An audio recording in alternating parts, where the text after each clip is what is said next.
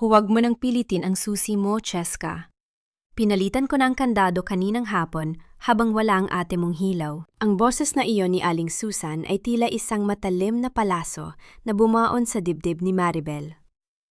Nakatayo siya sa madilim na pasilyo ng kondominium, pagod na pagod mula sa 10 oras na shift sa opisina, at may bitbit pang supot ng mainit na bibingka na paborito ng kanyang biyenan.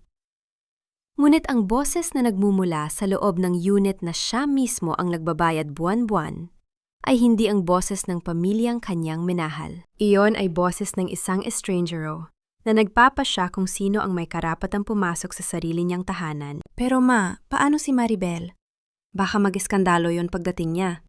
Narinig niyang sagot ni Cheska, ang kanyang hipag. May halong pangungutya sa tono nito, tila isang laro lamang ang lahat. Hayaan mo siya. Masyado siyang mayaman, di ba? Sabi ni Paolo, malaki ang bonus niya ngayong buwan. Kaya niyang maghotel o maghanap ng ibang matutuluyan. Dito ka na sa master bedroom, Cheska. Mas deserve mo ang malambot na kama kaysa sa babaeng yon na laging wala rito dahil sa trabaho. Nabitawan ni Maribel ang hawak niyang susi. Ang bakal na tumama sa semento ay lumikha ng isang matunog na kalansing na umalingaw-ngaw sa tahimik na hallway. Tumingin siya sa kanyang mga palad. May mga bakas pa ito ng tinta mula sa pagpirma ng mga dokumento sa trabaho. Mga dokumentong nagbibigay sa kanya ng sweldo para mabili ang sofa na inuupuan nila ngayon, para mabayaran ang kuryenteng nagbibigay ng liwanag sa loob, at para mapunan ang tiyan ng mga taong kasalukuyang nagtataboy sa kanya. Sariwa pa sa kanyang isipan ang huling mensahe ni Paolo sa kanya kaninang umaga.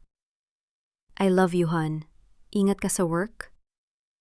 Ngunit bakit tila ang katahimikan ng kanyang asawa sa loob ng bahay ay mas masakit pa kaysa sa mga salita ni Aling Susan? Nasaan si Paolo habang pinaplano ng kanyang ina na palitan ang kandado ng kanilang pintuan? Ma, baka naman masyadong mabilis. Narinig ni Maribel ang boses ni Paolo. Sa wakas, nagsalita rin ang kanyang asawa. Bahagyang umasa ang kanyang puso. Kausapin muna natin siya. Paolo, anak? Muling humataw ang boses ni Aling Susan, puno ng manipulasyon at peking pagmamalasakit. Ginagawa ko ito para sa inyo. Hirap na ang kapatid mo sa maliit na kwarto. Asawa mo lang si Maribel, pero kami ang kadugo mo. Utang mo sa akin ang buhay mo, Paolo.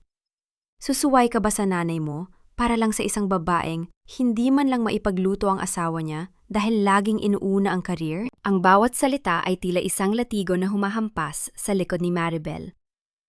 Ang career na sinasabi ng kanyang biyenan ay ang parehong career na nagbabayad ng gamot sa rayuma ni Aling Susan.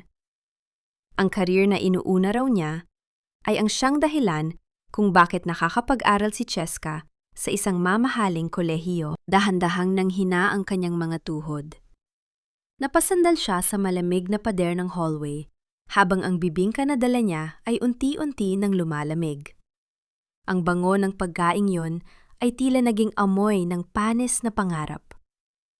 Naramdaman niya ang pamamanhid ng kanyang mga daliri, hindi dahil sa lamig ng aircon sa hallway, kundi habil sa unti-unting pagkadurog ng kanyang pagkatao. Wala siyang mailuha. Ang sakit ay masyadong malalim para sa mga simpleng patak ng tubig. Tanging ang pagsikip ng kanyang lalamunan at ang mabilis na kabog ng kanyang dibdib ang nagpapaalala sa kanya na buhay pa siya. Ngunit sa sandaling iyon, tila ang Maribel na masunurin, ang Maribel na laging nagpaparaya, at ang Maribel na laging umiintindi ay unti-unti nang namamatay. Muling tumawa si Cheska sa loob. Isang malakas at mapang-asa na tawa. Ang sarap palang humiga rito sa kama nila, ma. Ang bango pa ng sheets. Iyon ang kama na pinili ni Maribel nang may kasabikan 3 taon na ang nakalilipas. Iyon ang kama kung saan binuo nila ni Paolo ang mga plano para sa kanilang magiging anak. Mga anak na hindi dumating dahil sa stress at pagod niya sa paghahanap buhay para sa kanilang lahat. Tumayo si Maribel ng tuwid, bagaman nanginginig ang kanyang buong katawan. Tiningnan niya ang saradong pinto. Ang kahoy na yon ay hindi na simbolo ng proteksyon, kundi isang pader ng pagtataksil. Isang katanungan ang paulit-ulit na humahampas sa kanyang isipan, tila isang malakas na alon sa dalampasigan. Paano naging dayuhan ang isang tao sa loob ng bahay na siya mismo ang nagpundar ng bawat poste at bubong? Hindi na siya kumatok. Hindi siya sumigaw. Nanatili siyang nakatayo sa labas, yakap ang kanyang sarili habang ang ilaw sa hallway ay tila unti-unting naglalaho. Sa gitna ng katahimikan, isang malamig na determinasyon ang nagsimulang mabuo sa kanyang puso. Kung kaya nilang palitan ang kandado, kaya rin niyang hubaran ang bahay na ito ng lahat ng dahilan kung bakit ito matatawag na tahanan. Ngunit sa ngayon, ang tanging baon niya ay ang malamig na bibingka at ang katotohanang wala na siyang matutuluyan sa gabing ito. Huwag mong gamitin ang luhang yan sa akin, Maribel. Alam nating pareho na matigas ang puso mo. Nang bumukas ang pinto, hindi yakap o paumanhin ang sumalubong kay Maribel, kundi ang mapanghusgang tingin ni Aling Susan. Nakatayo ang matanda sa gitna ng sala, nakapamewang, at tila siya pa ang agrabyado. Sa likuran niya, nakita ni Maribel si Paolo na nakaupo sa sofa, nakayuko at nilalaro ang kanyang mga daliri. Ang bawat sulok ng silid na yon, mula sa mamahaling chandelier hanggang sa malambot na alpombra, ay tila sumisigaw ng katotohanang si Maribel ang nagpundar ng lahat. Ngunit sa sandaling ito, tila isa siyang pulubi na namamalimos ng pansin. Ma, bakit niyo pinalitan ng kandado? Pagod ako sa trabaho, gusto ko lang magpahinga. Mahinahon ang boses ni Maribel, ngunit nanginginig ang bawat himaymay ng kanyang kalamnan. Inilapag niya ang lumalamig na supot ng bibingka sa maliit na mesa sa tabi ng pinto. Isang pagkaing hindi man lang tinapunan ng tingin ng kanyang biyenan. Magpahinga? Iyon lang ba ang alam mo? Ang magtrabaho at magpahinga? Humakbang paitaas si Aling Susan. Ang kanyang boses ay naging matinis at puno ng lason. Hindi mo ba nakikita ang kalagayan ng pamilya natin? Ang kapatid ni Paolo, walang maayos na matulugan. At ikaw, gusto mo ang buong master bedroom ay sayo lang? Napakamadamot mong babae. Akala mo ba dahil ikaw ang nagbabayad dito, ay ikaw na ang reyna? Pero ma, usapan natin ito ni Paolo bago pa tayo lumipat dito. Ito ang bahay namin, sagot ni Maribel. Ang kanyang mga mata ay pilit na hinahanap ang tingin ng kanyang asawa. Paolo, magsalita ka naman. Alam mang lahat ng sweldo ko ay napupunta rito. Dahan-dahang nag-angat ang tingin si Paolo. Ngunit imbes na pagtatanggol, ang nakita ni Maribel ay ang pamilyar na duwag na anyo ng lalaking pinangakuan siyang puprotektahan. Han, intindihin mo na lang si Mama. Para naman ito sa pamilya. Isang kwarto lang naman ang hiniin nila para kay Cheska. Masyado mo kasing pinapahalagahan ng pera kaysa sa samahan natin. Ang mga salita ni Paolo ay tila isang malakas na sampal na yumanig sa buong mundo ni Maribel. Ang pamilya na laging binabanggit ng kanyang asawa ay tila isang eksklusibong club kung saan hindi siya kailanman naging miyembro, kahit siya pa ang nagbabayad ng lahat ng gastusin. Pera? Bahagyang natawa si Maribel, isang tawang puno ng pait. Paolo, ang perang sinasabi mo ang naglagay ng pagkain sa mesa niyo ngayong gabi. Ang perang sinasabi mo ang nagbayad ng check-up ni Mama noong nakaraang linggo. At ngayon, sasabihan niyo akong madamot dahil gusto ko lang ng privacy sa sarili nating kwarto? Iyan! Iyan ang sinasabi ko! Sigaw ni Aling Susan, itinuturo ang mukha ni Maribel. Lagi mong isinusumbat ang bawat sentimong ibinibigay mo. Ganyan ba ang turing mo sa amin? Utang na loob, Maribel. Pinatira ka namin sa puso ng pamilyang ito, pero wala kang ibang ginawa kundi ipamuka sa amin na kami ay palamunin mo. Kung ganyan lang din ang ugali mo, mas mabuti pang humanap ka muna ng ibang matutuluyan hanggang sa matutunan mong rumespeto sa pamilya ng asawa mo. Bawat salita ni Aling Susan ay tila isang mahusay na laro ng pagbaliktad sa katotohanan. Ang biktima ay naging salarin. Ang nagpapakain ay naging madamot. at ang mga taong nakikinabang ay naging mga martyr. Paalisin mo ako sa sarili kong bahay, Ma. Sa bahay na pangalan ko ang nasa kontrata. Ang boses ni Maribel ay bahagyang tumaas, isang bihirang pagkakataon ng kanyang paglaban. Ngunit mabilis na pumagit na si Paolo. Ang kanyang boses ay puno ng pekeng pagsusumamo. Han, huwag ka namang sumagot ng ganyan kay Mama. Masama ang loob niya. Sige na, lumipas ka muna sa malapit na paupahan. Doon muna sa tapat ng opisina mo para hindi ka na rin mapagod sa biyahe. Pagkalipas ng ilang araw, kapag maayos na ang lahat, pag-uusapan natin ito. Hinawakan ni Paolo ang balikat ni Maribel. Ngunit mabilis na umiwas ang babae. Ang haplos ng kanyang asawa na dati ay nagbibigay ng init ay tila naging malapot na putik na nagpapadumi sa kanyang balat. Tiningnan niya ang dalawang tao sa harap niya. Isang matandang babaeng laging biktima sa sarili niyang kwento at isang lalaking handang isakripisyo ang kanyang asawa para sa kapayapaan ng kanyang sariling duwag na kalooban. Lumingon si Maribel sa kanyang likuran. Ang madilim na hallway ay tila mas ligtas kaysa sa loob ng maliwanag na bahay na puno ng panlilinlang. Sige, bulong ni Maribel. Ang kanyang boses ay tila galing sa ilalim ng lupa. Aalis ako. Mabuti naman at tatauhan ka. Huling hirit ni Aling Susan habang dahan-dahang isinasara ang pinto. Tandaan mo, ang pera ay nawawala, pero ang pamilya ay habang buhay. Sana sa susunod na bumalik ka rito, dala mo na ang tamang pag-uugali. Ang tunog ng pagsara ng pinto ay nag-iwan ng isang nakabibinging katahimikan sa pasilyo. Nanatiling nakatayo si Maribel, tinititigan ang kahoy na pinto na tila ba naging isang malaking lapida ng kanyang 5 taong pagsasama kay Paolo. Sa loob, narinig niya ang masayang boses ni Cheska na nagtatanong kung anong pelikula ang kanilang panonoorin sa bagong bili niyang Smart TV. Kinuha ni Maribel ang kanyang vali na hindi man lang nakapasok sa loob. Habang naglalakad siya palayo, bawat hakbang ay tila may kasamang bigat ng semento. Hindi niya alam kung saan siya pupunta, ngunit isang bagay ang sigurado. Ang Maribel na laging umiintindi ay hindi na kailanman babalik sa pintong iyon. Habang hinihintay niya ang elevator, kinuha niya ang kanyang cellphone. Isang bagong notification ang lumitaw. Isang mensahe mula sa bangko tungkol sa isang hindi inaasahang transaksyon sa kanilang joint account, na tanging si Paolo lang ang may hawak ng passbook. Nanlamig ang kanyang buong pagkatao.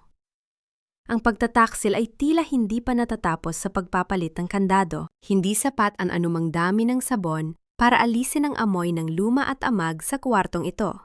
Pero mas hindi sapat ang lahat ng luha sa mundo para hugasan ang dumi ng pagtataksyon na nararamdaman ko. Ito ang tanging naisip ni Maribel habang nakaupo siya sa gilid ng isang manipis na kutson sa loob ng isang maliit na paupahan sa gilid ng riles. Ang pader na dati ay kulay puti ay naging kulay abo na dahil sa dumi at panahon, malayo sa mga pasadyang wallpaper at mamahaling pintura na siya mismo ang pumili para sa kanilang kondo ni Paolo. Dito, ang tanging maririnig ay ang ingay ng mga kapitbahay na nagtatalo at ang paminsan-minsang ugong ng sasakyan sa labas. Imbes na ang banayad na tugtog ng kanyang paboritong sound system, dahan-dahang itinaas ni Maribel ang kanyang mga kamay sa tapat ng kanyang mga mata. Sa ilalim ng malamlam na ilaw ng bumbilyang dilaw, tinitigan niya ang kanyang mga palad.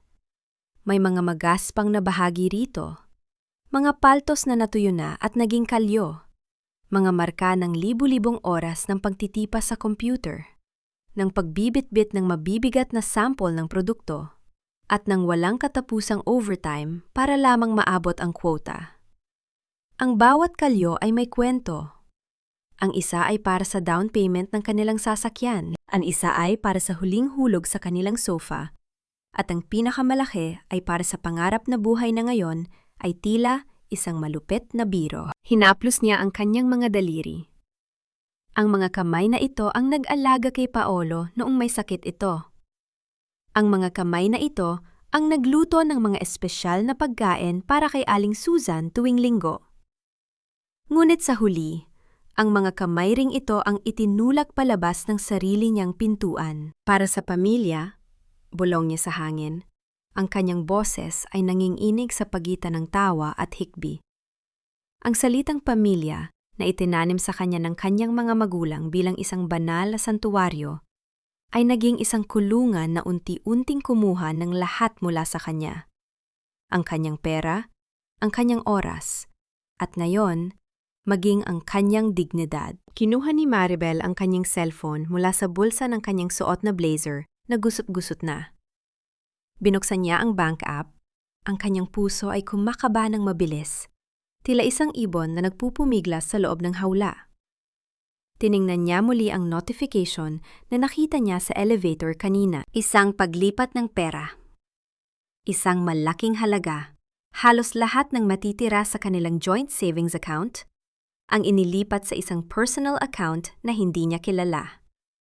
At ang petsa ng transaksyon? Kaninang hapon lang, eksaktong oras kung kailan pinapalitan ni na Aling Susan ang kandado ng kanilang pinto. Naramdaman ni Maribel ang isang matinding lamig na gumapang mula sa kanyang mga paa hanggang sa kanyang bato. Hindi lang pala siya itinaboy, balak din siyang limusan ng lahat ng kanyang pinaghirapan. Ang pera na yon ay nakalaan para sa insurance ng kanilang bahay at para sa paghahanda sa kanilang planong magkaroon ng sanggol. Isang mapait na ngiti ang gumuhit sa kanyang mga labi habang nakatingin sa screen. Ang bawat sentimo na inipon niya sa loob ng 5 taon ay tila mga butil ng buhangin na tinangay ng malakas na agos. Ngunit sa gitna ng hapdi at panghihina, may isang bagay na unti-unting nagbabago sa loob ni Maribel. Ang apoy ng galit na kanina ay nagbabaga lamang, ay tila nabuhusan ng gasolina. Akala niyo ba ay matatapos ito sa pagpapalaya sa akin? Wika niya sa sarili. Ang kanyang mga mata ay naniningkit sa determinasyon. Akala niyo ba ay mananatili akong biktima sa kwentong kayo ang sumulat? Tumayo siya at lumapit sa maliit na bintana ng paupahan. Mula rito, natatanaw niya ang malayo at nagniningning na mga ilaw ng mga condominium sa lungsod. Alam ning nandoon sila. Si Paolo, si Aling Susan, at si Cheska. Na yon ay kampanting natutulog sa malambot na kama, na siya ang nagbayad, sa ilalim ng aircon, na siya ang nagpapakabit. Dahan-dahan niyang isinara ang kanyang mga palad hanggang sa maging kamao. Ang sakit ay nandoon pa rin. Tila isang malalim na sugat na hindi pa tumitigil sa pagdurugo. Ngunit kasabay nito ay ang pagkapit ng kanyang diwa sa isang plano. Hindi siya susuko ng walang laban. Kung kailangang hubaran ang bawat kasinungalingan nila, gagawin niya. Ngunit bago ang lahat, kailangan niyang malaman. Kaninong account inilipat ni Paolo ang lahat ng pera nila? At bakit tila may mas malalim pang lihim na itinatago ang kanyang asawa sa likod ng kanyang pagiging sunod-sunuran sa kanyang ina? Humiga si Maribel sa matigas na kama. Ang kanyang paningin ay nakapako sa kisame na may mga bitak. Sa gabing ito, ang katahimikan ng paupahan ay hindi na naging kaaway, kundi isang saksi sa pagsilang ng isang bagong Maribel. Isang babaeng hindi naaasa sa utang na loob, kundi sa katarungan ng kanyang sariling mga kamay. Maribel, dito tayo bubuo ng mga pangarap. Dito tayo tatanda. Ang mga salitang iyon ni Paolo noong araw na makuha nila ang susi ng condominium ay tila isang sirang plakang, paulit-ulit na tumutugtog sa isipan ni Maribel habang nakabalot siya sa isang manipis at gasgas na kumot. Malamig ang simoy ng hangin na pumapasok sa mga siwang ng bintana ng kanyang maliit na paupahan, ngunit mas malamig ang pakiramdam ng katotohanang ang habang buhay na ipinangako sa kanya ay meron palang expiration date. At ang petsa ay noong araw na naubos ang kanyang silbi para sa pamilya ni Paolo. Tila bumabalik ang kanyang gunita, 5 taon na ang nakalilipas. Sa ilalim ng nagniningning na mga ilaw ng isang restaurant, kung saan siya unang ipinakilala ni Paolo kay Aling Susan. Tandang-tanda pa ni Maribel ang higpit ng hawak niya sa kanyang bag. Kinakabahan kung tatanggapin ba siya ng ina ng kanyang nobyo. Anak, ang swerte mo sa amin. Ang sabi ni Aling Susan noon habang nakangiti ng matamis. Isang ngiti ngayon ay alang na ni Maribel na isa palang bitag. Kahit taga-probinsya ka at simple lang ang pinagmulan mo, tinanggap ka namin bilang bahagi ng pamilya. Kaya sana, huwag mong kalilimutan ang utang na loob mo sa amin dahil binigyan ka namin ng tahanan dito sa Maynila. Noon, inakala ni Maribel na ang utang na loob na iyon ay ang pagmamahal at pag-aaruga na ibibigay niya bilang gantimpala sa pagtanggap sa kanya. Hindi niya alam na ang utang na iyon ay isang listahang walang katapusan, isang bayaring hindi kailanman mabubura, kahit ibigay pa niya ang huling patak ng kanyang pawis at dugo. Naalala niya ang bawat pagkakataong kailangang mag-adjust ng kanilang budget dahil may emergency si Cheska. Ang bawat out-of-town trip ng pamilya na siya ang nagbayad dahil sabi ni Paolo, "Hon, minsan lang naman ito. Pamilya tayo, di ba?" Hanggang sa ang minsan ay naging palagi. At ang pamilya ay naging sila na lang. At siya ang tagapondo ng kanilang karangyaan. "Hon, si Mama na ang bahala sa pagpili ng mga kurtina at sofa. Huwag mo na siyang kontrahin para walang gulo." Yon ang pakiusap ni Paolo nang lumipat sila sa kondo. Kahit si Maribel ang nagbayad ng down payment mula sa kanyang naipon, hinayaan niyang ang binan ang maghari sa disenyo ng bahay. Pinigilan niya ang kanyang sariling kagustuhan, pinatay ang sariling boses, lahat para sa kapayapaan. Ngunit ang kapayapaang binili niya ng sariling kaligayahan ay isang ilusyon lamang. Napagtanto niya ngayon na ang bawat pagsunod niya ay itinuring nilang kahinaan. Ang bawat pagbibigay niya ay itinuring nilang obligasyon. Ang kanyang kabaitan ay naging armas na ginamit laban sa kanya. Dahan-dahang bumangon si Maribel at kinuha ang kanyang laptop mula sa kanyang lumang bag. Sa gitna ng dilim, ang liwanag ng screen ay tumama sa kanyang muka. Nagpapakita ng mga matang pagod, ngunit gising na gising ang diwa. Nag-login siya sa kanyang email. Naghahanap ng mga lumang dokumento ng loan na nilagdaan nila ni Paolo noong nakaraang taon. Isang kakaibang kaba ang humaplos sa kanyang dibdib nang makita niya ang isang file na may pamagat na Loan Approval, Personal Use. Binuksan niya ito at ang kanyang hininga ay tila tumigil. Hindi lang pala ang joint savings account nila ang ginalaw ni Paolo. Meron itong kalakip na dokumento kung saan ang kanilang kondominium, ang tanging ari-arian na pinagbuhusan niya ng lahat, ay ginamit na collateral para sa isang panibagong loan na hindi niya alam. At ang mas nakapaning ilabot? Ang lagda sa ibaba ng pangalan ni Maribel ay isang malinaw at tuso na panggagaya sa kanyang pirma. Nabitawan ni Maribel ang mouse ng laptop. Ang tunog nito sa ibabaw ng kahoy na mesa ay tila isang hatol ng kamatayan. Hindi lang siya pinalayas. Itinali rin siya sa isang utang na maaring magbaon sa kanya sa habambuhay na kahirapan, habang ang pamilya ni Paolo ay nagpapakasasa sa perang nakuha mula sa kanyang pangalan. "Paolo," bulong niya. Ang kanyang tinig ay puno ng hindi maipaliwanag na pait. "Ganito mo ba talaga ako gustong sirain?" Sa labas, ang ugong ng dumarating na tren ay yumanig sa buong paupahan, tila sumasabay sa pagyanig ng mundo ni Maribel. Ngunit sa pagkakataong ito, hindi siya natakot sa ingay.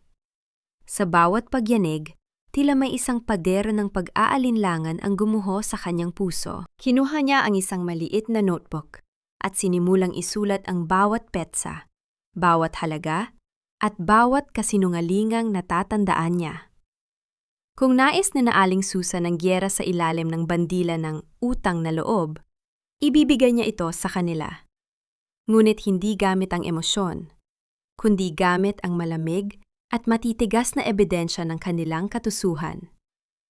Ngunit bago siya makagawa ng susunod na hakbang, isang mensahe ang pumasok sa kanyang cellphone mula sa isang hindi kilalang numero. "Maribel, alam kong nasaan ka.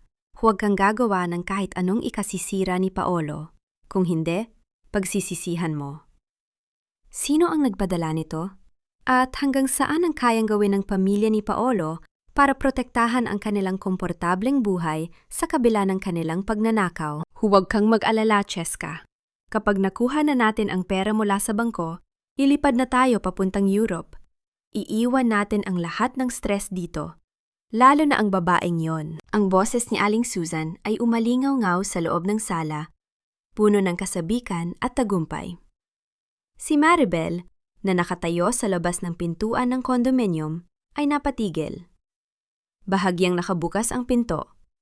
Marahil ay nakalimutan itong isara ng maayos ng delivery rider na kabibigay lang ng kanilang in-order na pagkain. Ang bango ng fried chicken at pasta na binili nila gamit ang perang ninakaw sa kanya ay humahalo sa amoy ng lavender air freshener na siya mismo ang naglagay sa bahay na iyon. Hinawakan ni Maribel ang hawakan ng pinto. Ang kanyang puso ay tumitibok ng mabilis, tila isang tambol na nagbababala ng pang-anib. Bumalik siya rito hindi para makipagbalikan, kundi para kunin ang kanyang birth certificate, pasaporte, at ang mga orihinal na resibo ng mga kasangkapan na itinago niya sa isang maliit na vault sa loob ng cabinet. Hindi niya inakalang maririnig niya ang kumpirmasyon ng pinakamasakit na katotohanan. Ma, sigurado ba kayo? Paano kung malaman ni Maribel na ang perang pambayad sa loan ay galing sa pagbebenta natin ng mga gamit dito? Narinig niyang tanong ni Cheska. May tunog ng pagbukas ng mga paper bag. Marahil ay mga bagong damit na binili ng dalaga. Anong malalaman? Wala na siya rito, Cheska. At si Paolo, kontrolado ko ang utak niyan. Sagot ni Aling Susan. Ang boses ay puno ng katusuhan. Sasabihin lang natin na kailangang ibenta ang mga gamit dahil nalulugi ang kumpanya ni Paolo. Hindi na magtatanong yon. Ang mahalaga, makakapunta ka sa Paris, makakapag-post ka ng magagandang pictures, at baka doon ka pa makahanap ng mayamang asawa. Hindi katulad ni Maribel na puro trabaho lang ang alam, wala namang class. Naramdaman ni Maribel ang isang matinding hapdi sa kanyang dibdib. Tila may isang libong karayom na sabay-sabay na tumusok sa kanyang puso. Ang Paris. Ang pangarap na biyahe na binalak nilang mag-asawa para sa kanilang ika-5 anibersaryo. Ang biyaheng ipinagpaliban niya dahil sinabi ni Paolo na kailangang magtipid para sa pamilya. Ngayon, ang perang pinaghirapan niya ay gagamitin para sa luho ng hipag na wala namang ibang ginawa, kundi ang mag-ayos ng mukha at maghintay ng sustento. Ang bawat patak ng pawis niya sa opisina, ang bawat gabing hindi siya nakatulog dahil sa pressure ng trabaho, ay naging tiket lamang para sa isang bakasyong hindi siya kasama.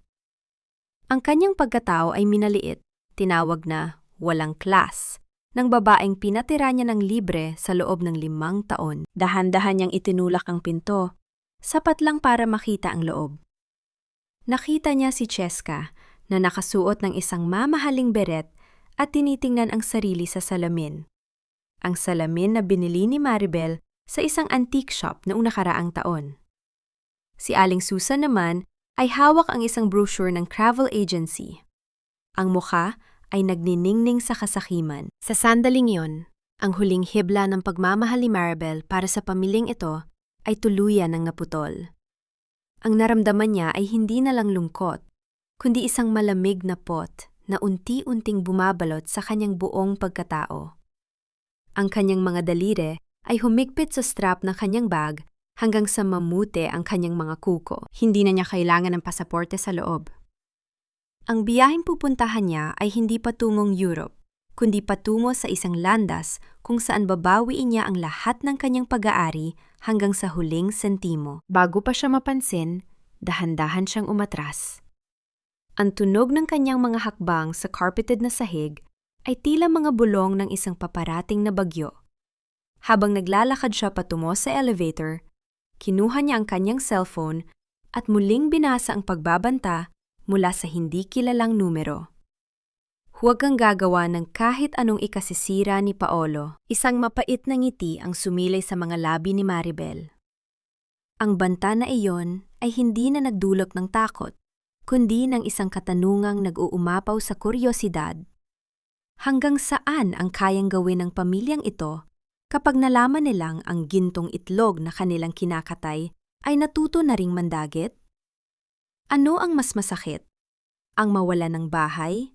O ang matuklasan na ang bahay na itinayo mo ay isa palang entablado para sa sarili mong trahedya. Sa pagbaba ng elevator, naramdaman ni Maribel ang pagyanig ng kanyang cellphone. Isang tawag mula sa isang abogado. Isang lumang kaibigan na hiningan niya ng tulong kaninang umaga. Ang laban ay opisyal na nagsisimula na. Ang bawat patak ng ulan sa bubong na yari sa kalawang na yero ay tila isang malungkot na ritmo na sumasabay sa mabigat na paghinga ni Maribel. Sa loob ng maliit niyang silid, ang tanging nagbibigay ng liwanag ay ang malamlam na bumbilyang nakabitin sa gitna. Naglalabas ng aninong tila sumasayaw sa mga bitak ng pader. Nakaupo siya sa sahig. Nakapaligid sa kanya ang mga folder at mga papel na tila mga piraso ng isang puzzle na kailangang buuin para mabawi ang kanyang buhay. Isang mahinang kalampag sa kanyang pinto ang nagpabalik sa kanyang diwa. Hindi ito ang marahas na katok ng isang naniningil ng upa, kundi isang banayad at tila nag-aalang ang pag-antig sa kahoy. Iha? Maribel? Gising ka pa ba? Ang boses ay paos. Ngunit may kalakip na init, boses ni Lola Berta. Ang matandang nakatira sa katabing silid na madalas niyang makitang nagdidilig ng mga halaman sa pasilyo. Dahan-dahang tumayo si Maribel at binuksan ang pinto. Bumungad sa kanya ang kulubot na mukha ni Lola Berta. Hawak ang isang mangkok na umuusok pa sa sarap ng amoy ng mainit na sopas. Ang matanda ay kilala sa buong paupahan bilang ang Marites, na alam ang bawat kilos ng mga nakatira rito. Ngunit sa mga matang yon, walang panghuhusga, kundi purong pag-unawa lamang. Nakita-kitang dumaan kanina, para kang lantang gulay, sabi ng matanda habang dahan-dahang pumasok at inilapag ang mangkok sa maliit na mesa. Kumain ka muna. Ang tiyan na walang laman ay hindi nakakapag-isip ng tama at ang pusong sugatan ay kailangan ng init. Naupo si Maribel at hinawakan ng mangkok. Ang init nito ay dahan-dahang gumapang sa kanyang mga daliri na kanina pa nanlalamig. Isang kutsara ng supas ang dumaan sa kanyang lalamunan at sa unang pagkakataon matapos ang ilang araw, naramdaman niyang tila may humaplos sa kanyang kaluluwa. Lola, bakit po ang turing nila sa akin ay parang basahan lang? Bulong ni Maribel. Ang kanyang mga mata ay nagsisimula ng manubig. Pinigay ko naman ang lahat. Lahat-lahat! Hinawakan ni Lola Berta ang kamay ni Maribel. Ang kanyang balat ay magaspang, ngunit puno ng kalinga. Iha, makinig ka sa isang matandang maraming naitalang kwento sa buhay. Ang problema sa mga taong masyadong mabait, madalas nilang nakakalimutang magtira para sa sarili nila. Itinuring mo silang mundo mo, pero itinuring ka lang nilang bangko. Tumingin ang matanda sa mga papel sa sahig. Nakikita ko ang mga resibong yan. Alam mo, ang katarungan ay hindi laging dumarating sa pamamagitan ng pag-iyak sa harap ng altar. Minsan, ang katarungan ay dumarating kapag natuto kang maningil sa mga taong akala ay libre ang lahat ng sakripisyo mo. Pero Lola, pamilya ko sila. Si Paolo, asawa ko siya, sagot ni Maribel. Ang boses ay puno ng pait. Ang pamilya, Iha, ay hindi lang dahil sa dugo o sa papel ng kasal. Ang tunay na pamilya ay hindi ka tatalikuran sa gitna ng ulan habang sila ay nagpapasarap sa loob ng bahay na ikaw ang nagpundar. Mariing sabi ni Lola Berta. Ang kanyang mga mata ay kumikinang sa ilalim ng ilaw. Huwag mong hayaang maubos ka dahil sa maling utang na loob.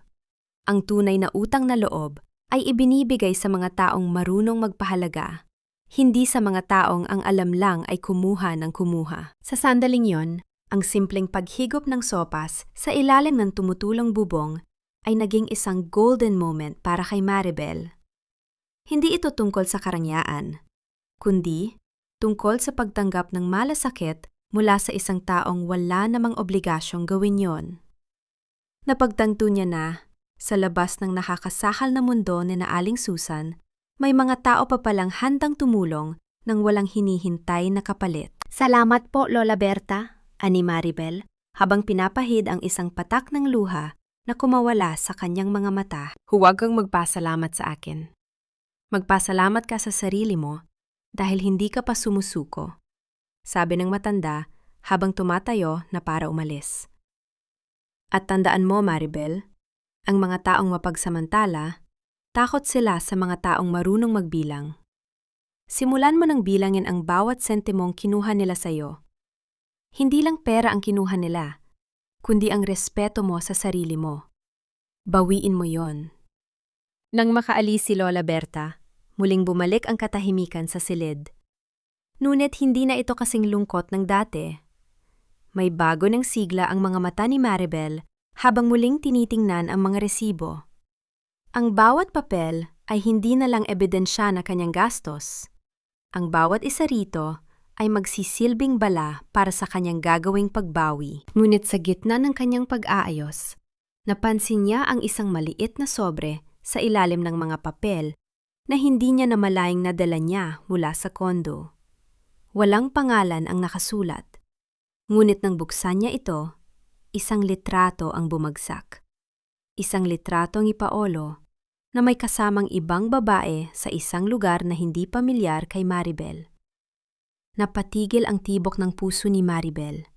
Ang pagtataksil ba ng kanyang asawa ay mas malalim pa kaysa sa pera at sa kanyang ina. Ang bawat hibla ng papel na hawak ni Maribel ay tila naging isang piraso ng basag na salamin na hinihiwa ang kanyang balat.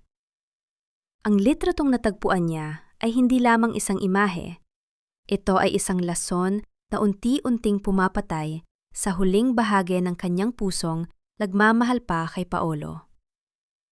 Sa ilalim ng malamlam na liwanag ng kanyang silid, tinitigan niya ang mukha ng babaeng nasa larawan, isang babaeng mas bata, nakangiti ng matamis at nakasandal sa dibdib ni Paolo sa loob ng isang mamahaling restaurant na kailanman ay hindi pa narating ni Maribel. Naramdaman ni Maribel ang pag-init ng kanyang mga mata.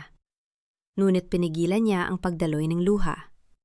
Ang panunuyo ng kanyang lalamunan ay tila isang desyerto na hindi kayang pawiin ng kahit anong tubig.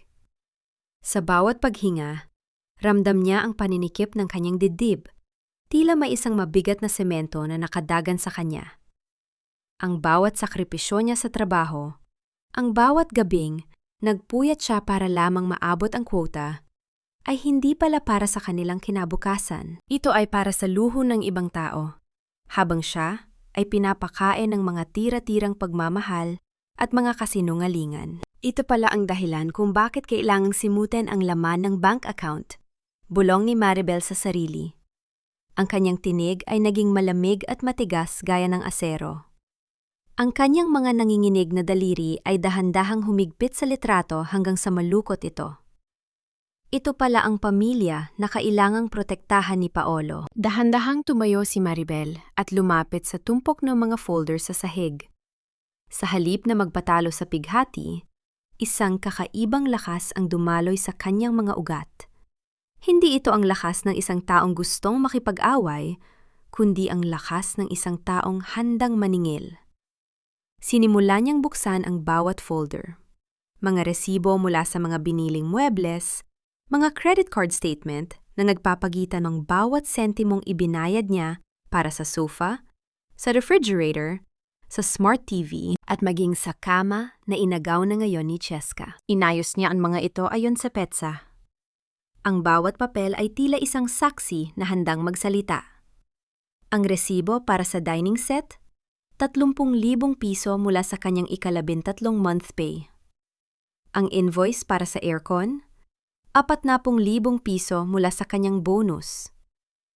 Ang bawat piraso ng papel ay may kalakip na alaala ng kanyang pagod, gutom, at puyat. Hindi niyo lang ako ninakawan ng bahay, wika ni Maribel habang inilalagay ang bawat resibo sa isang clear plastic envelope. Ninakawan niyo ako ng dangal. At sa pagkakataong ito, kukunin ko ang lahat ng sa akin. Sa bawat dokumentong inilalagay niya sa loob ng envelope, tila may isang bahagi ng kanyang pagkatao na nabubuo muli. Ang bawat official receipt ay naging isang bala. Ang bawat sales invoice ay naging isang kalasag. Ang bawat pirma niya sa mga papel na iyon ay patunay na siya ang tunay na nagmamay-ari ng lahat ng kagamitang tinatamasa ngayon ng kanyang mga biyenan. Naisip niya ang sinabi ni Lola Berta. Ang katarungan ay dumarating kapag natuto kang maningil. Napagtanto ni Maribel na ang tunay na utang na loob ay hindi kailanman dapat bayaran ng sariling buhay at kaligayahan. Ang pamilya ni Paolo ay itinuring siyang isang puhunan na walang katapusan ang tubo. Ngunit nakalimutan nilang ang bawat puhunan ay may hangganan kapag ang mamumuhunan ay natahuhan na. Kinuha niya ang kanyang pulang ballpen at nagsimulang magsulat sa isang papel. Inilista niya ang lahat ng mga kagamitang siya ang nagbayad. Sofa, kama, telebisyon, kalan, washing machine, pati na ang mga kurtina at kubyertos. Ang listahan ay humaba ng humaba, tila isang tula ng kanyang mga nawalang pangarap na ngayon ay nagiging plano para sa kanyang pagbawi. Sige, Paolo. Aniya habang tinitingnan ang listahan. Magsaya kayo sa bahay na yan habang nandoon pa ang mga gamit ko. Dahil kapag oras na ng aking paglisan, tinitiyak ko sa inyong tanging ang semento at mga pader na malamig ang matitira sa inyo. Isang malakas na kulog ang yumanig sa langit, tila sumasang-ayon sa kanyang determinasyon. Ang bawat patak ng ulan sa labas ay tila naging tunog ng mga yabag ng paparating na katarungan. Ngunit sa gitna ng kanyang pagpaplano, isang mahalagang dokumento ang napansin ni Maribel na nawawala. Ang orihinal na titulo ng condominium na alam niyang nakatago sa isang lihim na bahagi ng kanilang closet. Kailangan niyang bumalik sa loob ng kondo. Hindi bilang isang asawang nagmamakaawa, kundi bilang isang may-ari na kukunin ang huling alas na magpapabagsak sa pamilya ni Paolo. Pero paano siya papasok kung pinalitan na ang kandado at palaging may tao sa loob? Ang katanungang ito ay naging isang hamon na kailangang masagot dahil alam ni Maribel na sa oras na makuha niya ang dokumentong iyon, wala nang makakapigil sa kanyang muling pagbangon. Isang huling pagkakataon, Paolo. Isang beses na lang kitang tatanungin kung may natitira pa bang puwang ang katarungan sa puso mo. Ang boses ni Maribel ay parang isang marupok na sinulid, na anumang sandali ay mapuputol sa gitna ng malamig na hangin sa loob ng isang maliit at lumang fast food restaurant malapit sa kanyang opisina. Nakaupo siya sa harap ni Paolo, ang lalaking ipinaglaban niya laban sa lahat. Ngunit ngayon ay tila isang estrangerong hindi niya nakilala. Ang amoy ng murang mantika at ang ingay ng mga batang naghahabulan sa paligid ay tila nagpapamuha sa kanya ng layo ng kinalalagyan niya ngayon mula sa marangyang buhay na binuo niya sa loob ng 5 taon. Maribel, nakakapagod na ang ganito, sagot ni Paolo, habang tinititigan ang kanyang baso ng tubig na puno ng namumuong hamog sa labas. Hindi siya makatingin ng diretso sa mga mata ng asawa. Pumunta ako rito habil akala ko ay magpapakumbaba ka na. Pero ang bungad mo sa akin ay mga tanong na parang nasa korte tayo. Magpapakumbaba? Bahagyang nangatal ang labi ni Maribel. Pinalayas ako ng nanay mo sa bahay na ako ang nagbabayad. Ninakaw niyo ang pera sa joint account natin at ngayon, nalaman kong isinangla mo ang kondo gamit ang peking pirma ko. Paolo, asawa mo ako, hindi mo ako kaaway. Para sa pamilya ang ginagawa ko, Maribel. Biglang tumaas ang boses ni Paolo. Dahilan para mapalingon ang ilang customer sa ibang mesa. Ang tunog ng kanyang paghampas sa mesa ay tila isang babala ng paparating na gulo. Si Cheska, kailangan niya ng puhunan para sa negosyo niya sa Europe. Si Mama, tumatanda na siya. At gusto lang niyang maramdaman na meron siyang legacy. Bakit ba ang damot-damot mo pagdating sa kanila? Ang pera, kikitain mo pa yan. Pero ang pamilya ko, isa lang sila. Naramdaman ni Maribel ang isang matinding hapdi sa kanyang dibdib, na tila may isang kutsilyong dahan-dahang pinipihit sa loob ng kanyang puso. Ang bawat salita ni Paolo ay lason na pumapatay sa huling hibla ng pag-asa na meron siya. Sa sandaling iyon, isang golden moment ang pumasok sa kanyang alaala. Noong unang taon ng kanilang pagsasama, nang wala pa silang pera, ay hinahati nila ang isang pirasong tinapay at masaya na sila. Ngayon, sa kabila ng lahat ng materyal na bagay na naibigay niya, ang tanging natanggap niya ay ang pagiging madamot sa paningin ng lalaking pinakamamahal niya. Paolo, sumama ka sa akin. Pakiusap ni Maribel. Ang kanyang boses ay tila isang bulong na nagmamakaawa. Bumukod tayo. Magrenta tayo ng maliit na apartment. Tayong dalawa lang. Iwanan natin ang lahat ng luho, ang lahat ng gulo sa pamilya mo. Magsimula tayo ulit. Kung mahal mo ako, sasama ka sa akin ngayon. Ito ang huling pagsubok. Isang huling pag-asang inihain ni Maribel sa gitna ng hapag. Tinitigan niya ang mga mata ni Paolo. Naghahanap ng kahit kaanting bakas ng pagmamahal na dating ang nakikita. Ngunit ang nakita niya ay ang pamilyar na pag-iwas. Isang malamig na kawalan. Hindi ko maiiwan ang nanay ko, Maribel. At hindi ko rin maiiwan ang buhay na kinagisans ko sa kondo, sabi ni Paolo habang tumatayo at isinasabit ang kanyang mamahaling jacket sa braso. Ang jacket na binili ni Maribel noon kaarawan nito. Kung gusto mong bumalik, bumalik ka ng may pagsisisi. Humingi ka ng tawad kay Mama. Tanggapin mo na si Cheska ang masusunod sa bahay. Kung hindi, huwag mo na akong abalahin sa mga ganitong drama mo. Ang tunog ng mga yabag ni Paolo palayo sa mesa ay tila bawat pako na ibinabaon sa kabaong ng kanilang pagsasama. Hindi lumingon ang lalaki. Hindi siya tumigil kahit alam niyang walang matutuluyan ang asawa sa gabing iyon.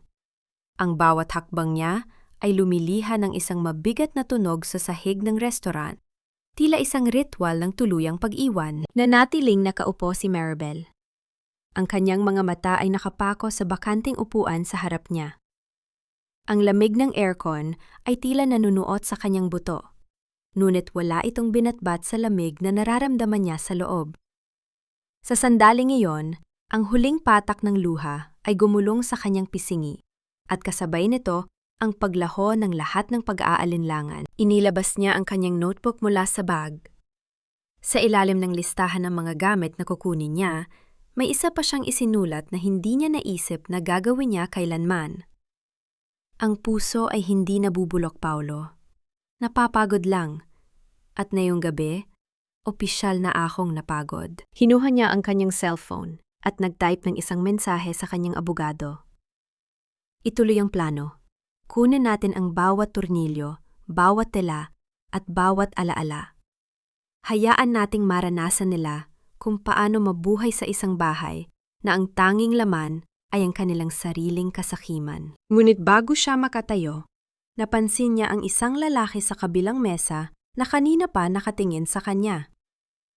Isang lalaking nakasuot ng maayos na polo shirt at may hawak na folder. Nang magtama ang kanilang mga mata, tumayo ang lalaki at dahan-dahang lumapit sa kanya. Mawalang galang na, Ma'am Maribel, sabi ng lalaki. Ako ang kinatawan ng bangko. May kailangan lang po akong kumpirmahin tungkol sa pirma nyo sa loan document na ipinasa ni Gino ang Paulo. Napatigil ang mundo ni Maribel. Ang panganib ay mas malapit na kaysa sa inaasahan niya. Sigurado po ba kayo, Ma'am Maribel? Ang pirmang ito, hindi po ba talaga sa inyo ito? Ang tanong ng kinatawan mula sa bangko ay tila isang malakas na tunog ng kampana na nagpabingi sa pandinig ni Maribel. Sa ibabaw ng mesa ng fast food restaurant, inilatag ng lalaki ang isang kopya ng loan document. Doon, sa ibabang bahagi ng papel, nakita ni Maribel ang kanyang pangalan. Ang bawat kurba ng titik, ang bawat tuldok, at ang paraan ng pagkakabit ng mga letra ay halos kamukha ng kanyang sulat kamay. Ngunit alam niya ang katotohanan. Hindi siya ang humawak ng bolpen na yon. Ang bawat guhit ng tinta sa papel na yon ay isang bakas ng krimen na ginawa ng taong pinakapinagkatiwalaan niya. Hindi po akin yan. Ang malamig na sagot ni Maribel habang naramdaman niya ang panunuyo ng kanyang lalamunan. Peke ang pirmang yan. Hindi ko kailanman binigyan ng pahintulot si Paolo na gamitin ang kondo bilang collateral sa kahit anong utang. Ang kinatawan ng bangko ay bahagyang napaatras. Ang kanyang muka ay nagpakita ng pagkabahala. Kung ganoon po, ma'am, kailangan nating dumaan sa legal na proseso. Ang perang inilabas ng bangko ay malaking halaga at kung mapapatunayan na may pandaraya, magkakaroon ng malubhang problema si Ginoong Paolo. Isang mapait na ngiti ang sumilay sa mga labi ni Maribel. Problema? Ang buong buhay niya sa piling ni Paolo ay isa palang malaking problema na balot sa makulay na balat ng pagmamahal. Habang tinititigan niya ang pekeng pirma, tila nakikita niya ang mukha ni Paolo habang maingat na ginagaya ang kanyang sulat, marahil ay tinuturuan pa ni Aling Susan kung paano ito gagawing mas kapani-paniwala. Dito nagsimula ang kanyang ensayo ng paghihigante. Hindi ito ang uri ng paghihigante na puno ng sigawan o pisikal na pananakit. Ito ay isang plano na kasing linis ng kristal at kasing talim ng diamante. Matapos ang pakikipag-usap sa bangko, tinawagan ni Maribel ang isang kaibigang abogado na matagal na niyang hindi nakakausap. Sa loob ng isang tahimik na opisina na amoy lumang papel at kape, inilatag niya ang lahat. Ang bawat resibo, ang bawat statement ng account, at ang listahan ng lahat ng kagamitang siya ang nagbayad. Gusto kong bawiin ang lahat, Attorney Reyes, ang sabi ni Maribel. Ang kanyang boses ay hindi na nanginginig. Hindi ko nahabol ang kondo dahil alam kong nakasangla na ito. Ang gusto ko ay ang lahat ng laman nito. Mula sa pinakamalaking gamit hanggang sa huling kutsara at tinidor. Gusto kong makita kung paano sila titira sa isang bahay na walang kahit anong saplot. Magagawa natin yan, Maribel, sagot ng abogado habang sinusuri ang mga resibo. Dahil ang mga kagamitang ito ay binili mo gamit ang sarili mong pera at mayroon kang sapat na patunay, may karapatan kang bawiin ang mga ito bilang iyong personal na pag-aari. At tungkol sa loan, maaari nating i-contest ang validity nito dahil sa pekeng pirma. Habang nagpaplano sila, nakatanggap si Maribel ng isang notification mula sa kanyang social media. Isang post mula kay Cheska. May larawan ito ng kondo, nagniningning ang mga ilaw, at may caption na, "Grand housewarming party tomorrow! Exciting times with the family. Blessed to have a brother who provides everything. No more negative vibes, just pure luxury." Naramdaman ni Maribel ang pagbilis ng tibok ng kanyang puso. Ito na ang pagkakataon. Magpapaparty si Aling Susan para magyabang sa kanilang mga kapitbahay at kaibigan, ang mga tinatawag nilang marites na gustong-gusto nilang hangaan. Gusto nilang ipakita ang isang buhay na ninakaw lang naman nila sa kanya. Attorney Reyes, kailangan nating gawin ang pagbawi bukas ng umaga, ang sabi ni Maribel. Eksaktong oras bago magsimula ang kanilang pagtitipon. Handa ka na ba, Maribel? Tanong ng abogado. Tumingin si Maribel sa labas ng bintana. Ang mga sasakyan sa ibaba ay gumagalaw ng mabagal. Ang kanilang mga ilaw ay tila mga mata ng isang hayop na nagmamasid sa dilim. Sa kanyang isipan, nakikita na niya ang eksena. Ang mga truck ng lipat bahay na paparating, ang mga bumbero at pulis na magbabantay sa kaayusan, at ang pagguho ng palasyong buhangin na itinayo ni Aling Susan. Higit pa sa handa, ang bulong ni Maribel. Hayaan nating maranasan nila ang lamig ng sahig na semento. Bago siya umalis sa opisina, kinuha ni Maribel ang isang maliit na keychain mula sa kanyang bag. Isang maliit na bahay na gawa sa kahoy na regalo sa kanya ng kanyang mga magulang noon bata pa siya.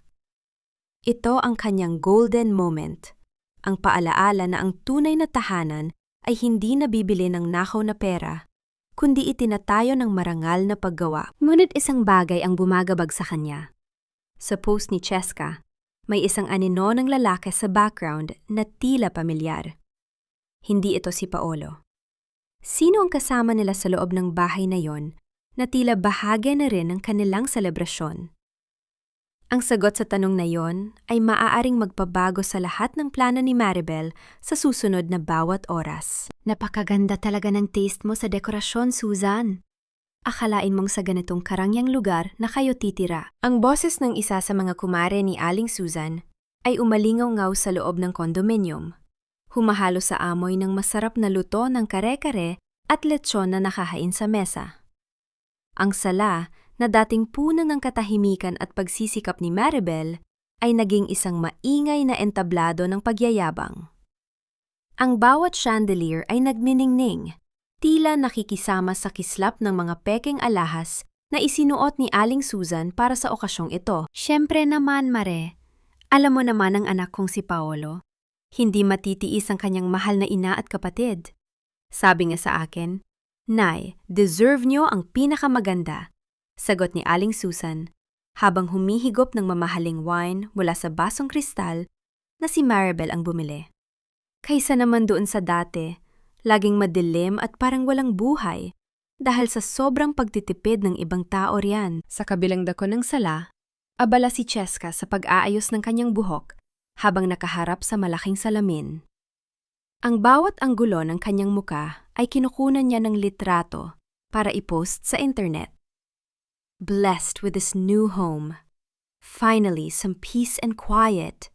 Ang caption na itinitipan niya habang nakaupo sa velvet na sofa na pinag-ipunan ni Maribel ng mahigit 1 taon. Inilapat pa ni Cheska ang kanyang maruming sapatos sa ibabaw ng tela. Walang pakialam kung marumihan ang kulay cream na kagamitan. "Ma, tingnan mo daming likes agad!" ani Cheska habang tumatawa. Sabi ng mga friends ko, para daw akong prinsesa sa palasyo ko. Prinsesa ka naman talaga, anak. At ngayon, wala nang bruhang hahadlang sa kaligayahan natin. Sagot ng matanda habang naglalakad sa gitna ng mga bisita. Tila isang reyna na nagmamasid sa kanyang nasasakupan. Isang matandang kapitbahay ang lumapit at nagtanong sa mahinang boses. "Susan, nasaan nga pala si Maribel? Hindi ba siya dadalo sa housewarming niyo? Siya pa naman ang madalas naming makita rito dati." Bahagyang tumigas ang mukha ni Aling Susan, ngunit mabilis ning naibalik ang kanyang plastic na ngiti. "Ah, yun ba? Ayon, nagpakamartir. Pinili niyang umalis dahil hindi niya matanggap na gusto kong patuluyin dito ang kapatid ni Paolo. Masyado kasing makasarili, Mare. Akala mo kung sinong santa. Pero sa likod ng lahat, pera-pera lang ang gusto. Pinabayaan na lang namin siya para hindi na maging toxic ang paligid." Ang kasinungalingang iyon ay tinanggap ng mga bisita ng may tango at bulungan. Sa loob ng 4 na sulok ng bahay na yon, ang katotohanan ay pinalitan ng isang bersyon na pabor sa mga magnanakaw. Samantala, sa isang golden moment na puno ng pait, hinawakan ni Aling Susan ang isang maliit na ceramic na figurin ng isang pamilyang magkakayakap. Isang regalo ni Maribel kay Paolo noong unang anibersaryo nila. "Ito, itatapon ko na rin ito bukas. Masyadong cheap, hindi bagay sa bago nating image," sabi ni Susan sabay. Lapag nito ng padasko sa gilid ng mesa, dahilan upang magkaroon ito ng maliit na lamat. Ang tunog ng pagtama ng ceramic sa kahoy ay tila isang babala ng paparating na pagkawasak. Habang nagpapatuloy ang tawanan at ang kalansing ng mga kubyertos, walang sinuman sa kanila ang nakapansin sa isang itim na van na dahan-dahang pumarada sa tapat ng lobby ng building. Sa loob ng van, nakaupo si Maribel.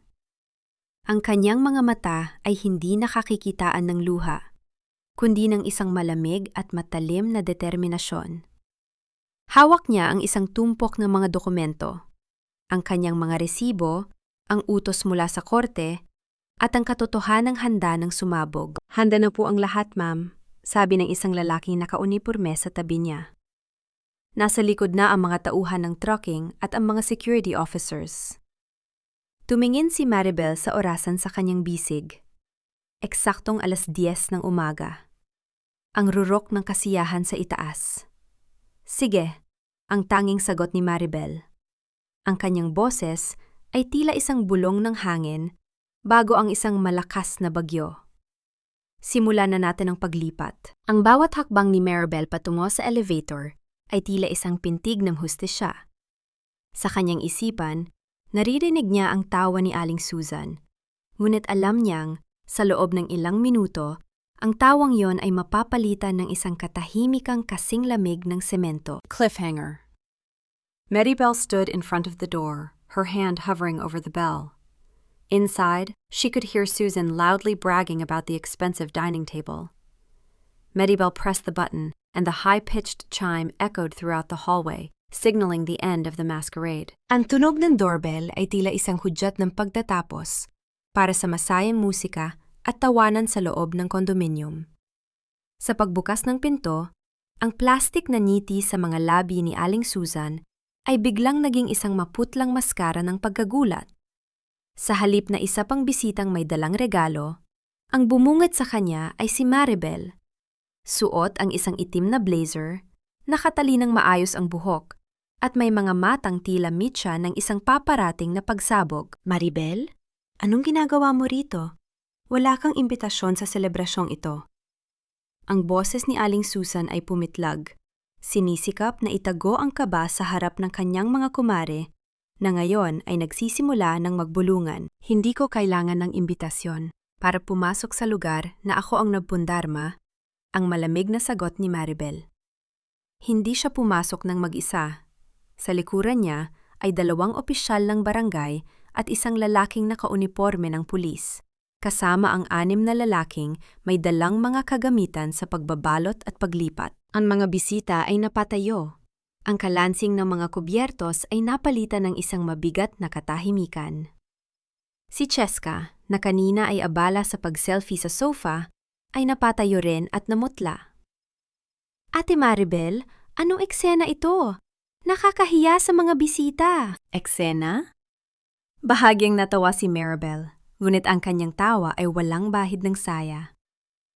Ang tunay na nakakahiya ay ang pagpapakasasa sa mga gamit na hindi nyo pag-aari. Inililigpit nyo na ba ang mga pagkain? Dahil sa loob ng ilang minuto, wala na kayong paglalatagan ng mga iyan. Inilabas ni Maribel ang isang tumpok ng mga dokumento at ibinigay ito sa opisyal na kasama niya. Ayon sa utos ng korte at batay sa mga orihinal na resibo ng pagmamay-ari, kukunin ko ang lahat ng personal na kagamitan na nakalista rito. Sofa, dining set, telebisyon, refrigerator, at maging ang mga dekorasyong nakikita nyo. Magnanakaw ka! Paulo! Paulo, lumabas ka rito!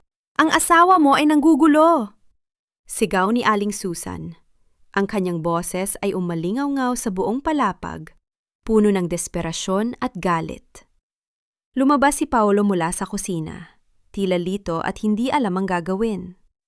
Nang makita niya si Maribel at ang mga pulis, tila nawalan siya ng lakas ng loob. Han, ano ba ito? Huwag naman sa harap ng maraming tao. Pag-usapan natin ito ng pribado. Tapos na tayong mag-usap, Paulo. Nung huling beses na nakiusap ako sa iyo, pinili mo ang pananahimik habang itinataboy ako ng nanay mo. Ang banayad na sagot ni Maribel. Ngunit ang bawat salita ay tila isang hatol. Ngayon, ang batas na ang magsasalita para sa akin. Isang golden moment ang namagitan sa kanila nang lumapit si Maribel sa dining table. Kinuha niya ang maliit na ceramic na figurine ng pamilya na may lamat na. Ang regalong nakita niyang binalewala ni Susan kanina. Dahan-dahan niya itong binalot sa isang tela. Sa haplos ng kanyang mga daliri sa lamat ng ceramic, tila nararamdaman niya ang bawat sugat na idinulot nila sa kanya. Ang figuring ito ay simbolo ng pangarap niyang pamilya, na gaya ng ceramic ay tuluyan na ring nabasag. Simulan niya na, ang utos ni Maribel sa mga tauhan ng trucking. Ang katahimikan sa loob ng bahay ay napalitan ng ingay ng mga sapatos na naglalakad sa sahig at ang tunog ng mga tape na ibinabalot sa mga kasangkapan. Ang mga bisita ay nagsimulang mag-alisan. Ang iba ay nagbubulungan tungkol sa kung paano naging mapagpanggap si Aling Susan. Ang lechon na kanina ay bida sa mesa ay tila naging isang malungkot na paalala ng isang piging na naudlot. Hindi niyo ito pwedeng gawin. Akin ang bahay na ito! Sigaw ni Aling Susan habang sinusubukang harangan ang mga lalaking bubuhat sa sofa. Inyo ang paderma, inyo ang semento, pero ang lahat ng nagbibigay ng buhay at ginhawa sa loob nito ay akin. Ang huling hirit ni Maribel habang pinapanood ang pagtanggal ng malaking smart TV mula sa dingding. Habang hinihila ang sofa, nakita ni Maribel ang isang sobreng nalaglag mula sa ilalim ng mga unan nito. Isang sobreng may tatak ng isang travel agency.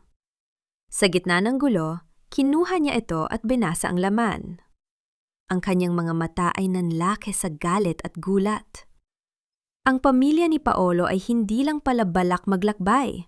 Balak nilang tuluyang takasan ang lahat ng utang na iniwan nila sa pangalan ni Maribel sa loob ng susunod na 24 na oras. Akala nyo ba ay hindi ko malalaman ang planong pagtakas nyo? Nakareserba na pala ang mga tiket nyo patungong Paris, gamit ang perang ninakaw nyo sa joint account natin. Ang boses ni Maribel ay hindi sumigaw, ngunit ang bawat salita ay tila isang malakas na kulog na nagpatahimik sa buong kondominium. Hawak niya ang mga travel documents na nakuha niya mula sa ilalim ng sofa.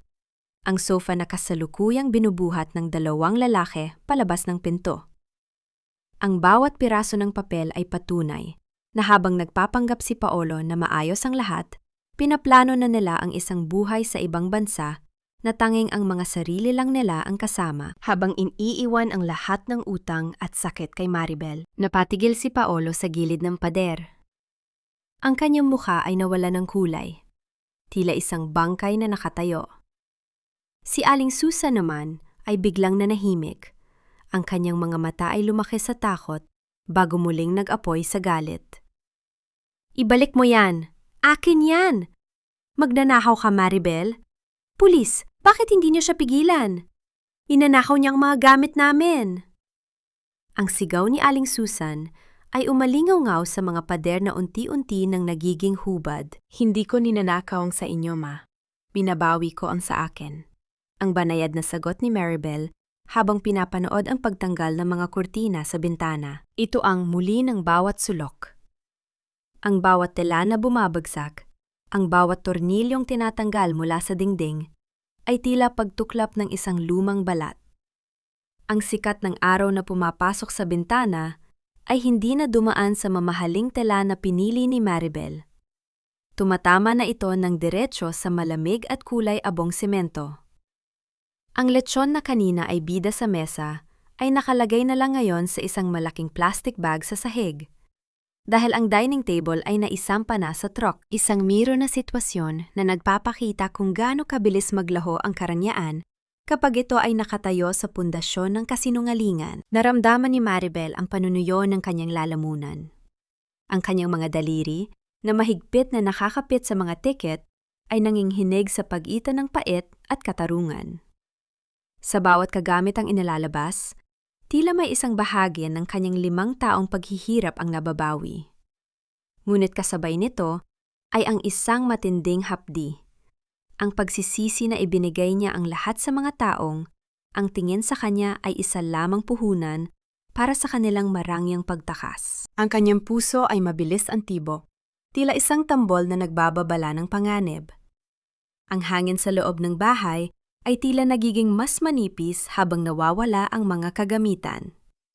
Ang bawat tunog ng pagkaladkad ng mabibigat na kahoy sa sahig ay tila mga yabag ng isang nakaraan na tuluyan ng nililisan. Isang golden moment ang naganap nang madaanan ng mga tauhan ang malaking portrait ng kasal ni Paolo at Maribel.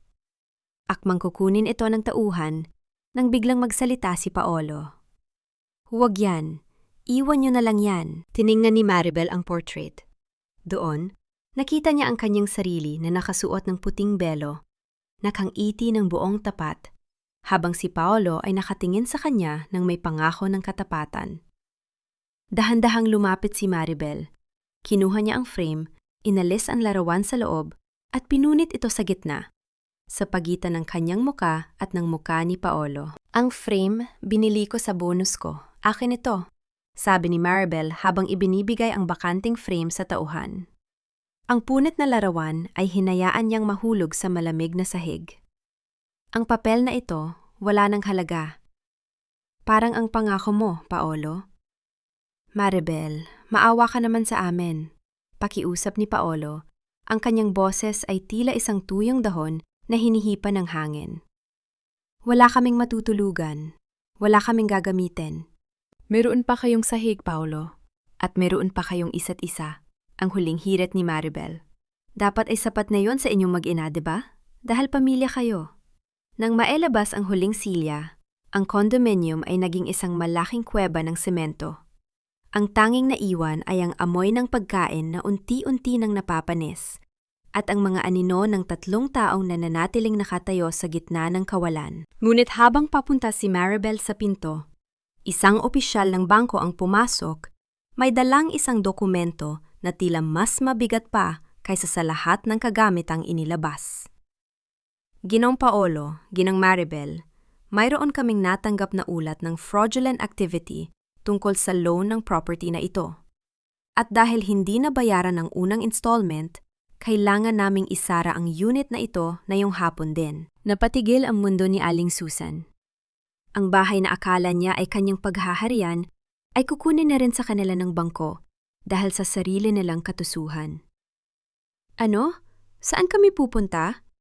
Sigaw ni Cheska. Ang kanyang boses ay puno ng takot. Tiningnan sila ni Maribel sa huling pagkakataon. Isang katanungan ang naiwan sa kanyang isipan habang dahan-dahan niyang isinasara ang pinto mula sa labas. Sapat ba ang pagtaka sa ibang bansa kung ang dala-dala mong konsensya ay isang bahay na puno ng kasalanan? Ang bawat yabag ng sapatos sa hubad na semento ay lumilikha ng isang alingaw-ngaw na tila nanunukso sa amin. Isang paalala na ang lahat ng pagyayabang ay nauwi sa isang malaking kawalan. Hindi inakala ni Maribel na ang katahimikan ng isang bahay na walang laman ay magiging ganito kabigat. Habang nakatayo siya sa may pintuan, pinapanood niya ang mga opisyal ng bangko na nagsisimulang maglagay ng mga selyo sa mga bintana at pintuan. Ang condominium na dati ay puno ng kulay at init ng kanyang mga pangarap ay naging isang malamig na kabaong na gawa sa semento. Wala na ang malambot na sofa. Wala na ang nagniningning na chandelier, tanging ang mga bakas ng dumi sa pader, kung saan dati nakasabit ang mga portrait ang natira, tila mga peklat ng isang nakaraang hindi na mababalikan. Please sir, huwag niyo naman kaming itaboy ng ganito. Saan kami pupunta? Gabi na! Ang boses ni Aling Susan ay basag, malayo sa mapagmataas na tono na ginamit niya kaninang umaga. Nakaluhod siya sa malamig na sahig, nakakapit sa binti ng opisyal ng bangko. Ang kanyang mamahaling bestida ay may mansana ng sarsa ng lechon at ang kanyang buhok ay gulo-gulo na. Wala po kaming magagawa, ma'am. Ang utos ay utos. Ang dokumentong ipinasa ni Ginong Paolo ay napatunay ang fraudulent at dahil doon, kinakailangang bawiin ng bangko ang property na ito sa lalong madaling panahon.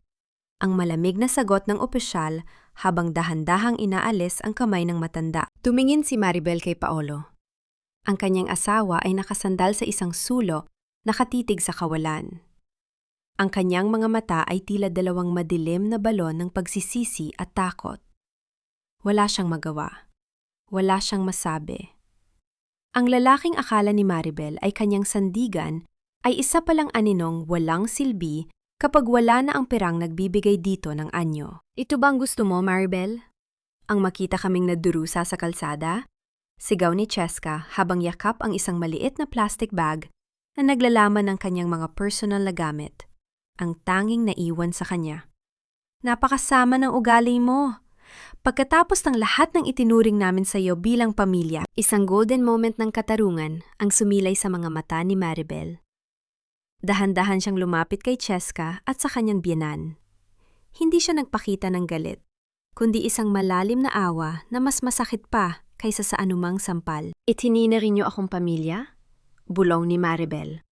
Ang kanyang boses ay tila isang marahang hangin na nanunuot sa buto. Ang pamilya ay hindi nagnanakaw ng kinabukasan ng kapwa nila. Ang pamilya ay hindi nagpapalayas sa gitna ng ulan.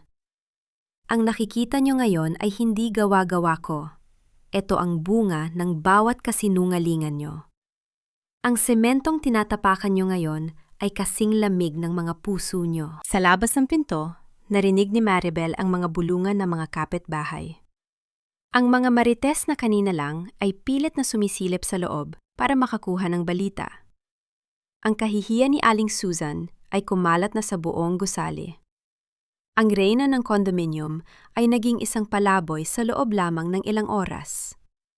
Ang hiya na iniwasan ni Susan ng buong buhay niya ay ngayon ay nakabalot sa kanya tila isang maruming kumot. Kinuha ni Maribel ang kanyang bag at nagsimulang maglakad palayo.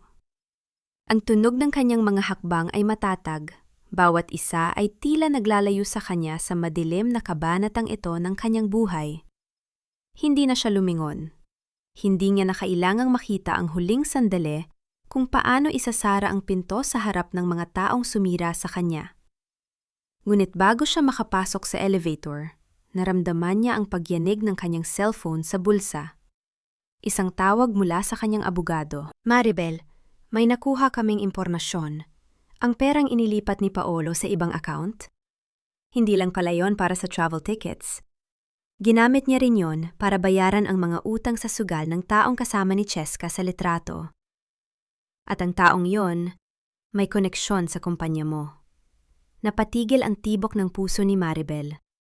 Ang pagguho ng palasyon ni Paolo ay simula pa lamang pala ng isang mas malalim at mas mapanganib na laro na maaaring magdamay maging sa kanyang sariling trabaho. Ang bawat patak ng ulan sa labas ng maliit na bintana ni Maribel ay tila mga luhang hindi na niya kailangang itulo.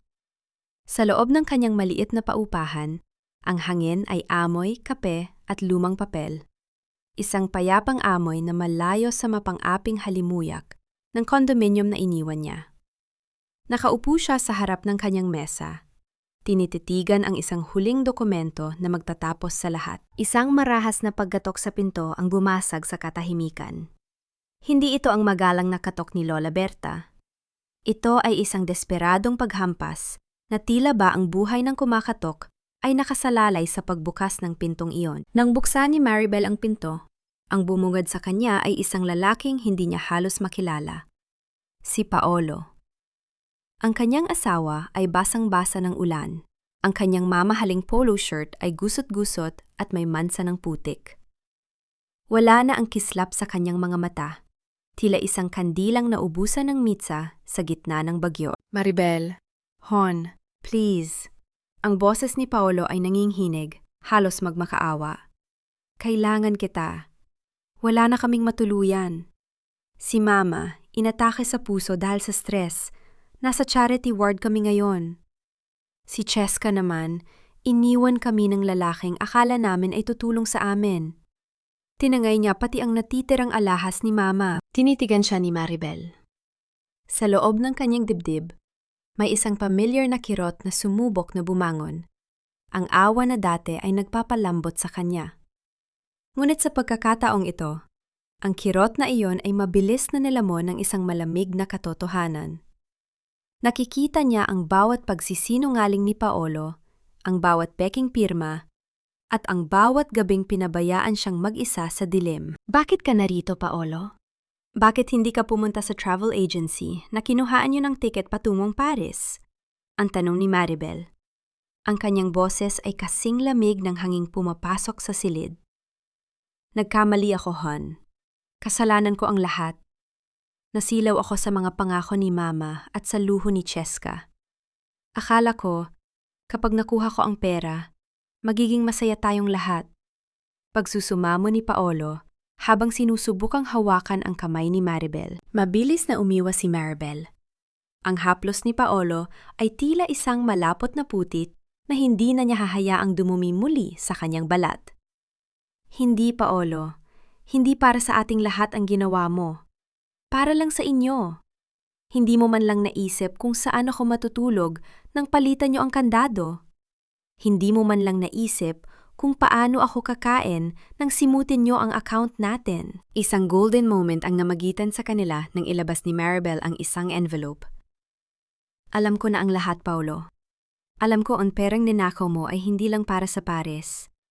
Ipinambayad mo yon sa utang sa sugal ng boyfriend ni Cheska, ang lalaking nagpanggap na manager sa kumpanya ko para makakuha ng impormasyon. Isinakripisyo mo pati ang career ko para sa isang sugal. Napaluhod si Paolo sa semento ng pasilyo. Ang kanyang mga hitbi ay humahalo sa tunog ng ulan na tumatama sa yero. Ang kahihiyan ay tila isang mabigat na tanikala na bumabalot sa kanyang leeg. Ang karma na binaliwala nila ay ngayon ay nakatayo sa harap niya sa anyo ng babaeng dati ay itinuturing niyang alipin. Pinatawad na kita, Paolo, ang bulong ni Maribel habang dahan-dahang isinasara ang pinto. Pinatawad na kita, dahil ayaw kong bitbitin ang bigat ng galit ko sa iyo. Pero hindi na kita kailangan. At hinding-hindi na ako babalik sa buhay na itinayo sa mga kasinungalingan nyo. Maribel, huwag! Parang awa mo na! Ang huling sigaw ni Paolo ay naputol ng tuluyang sumara ang pinto. Nanatiling nakasandal si Maribel sa kahoy na pinto. Narinig niya ang mga yabag ni Paolo palayo, mabagal at puno ng kawalan ng pag-asa. Sa loob ng silid, ang katahimikan ay tila isang mainit na yakap. Sa unang pagkakataon sa loob ng 5 taon, naramdaman ni Maribel na siya ay malaya. Ang kanyang puso, bagaman may mga peklat, ay nagsisimula na ring humilom. Ngunit bago siya makapagpahinga, isang email ang pumasok sa kanyang laptop. Ang pamagat, Urgent, Internal Audit Result. Ang planong pagsira sa kanyang career na sinimula ni Paolo at ng kasabot ni Cheska ay nagsimula na palang gumalaw.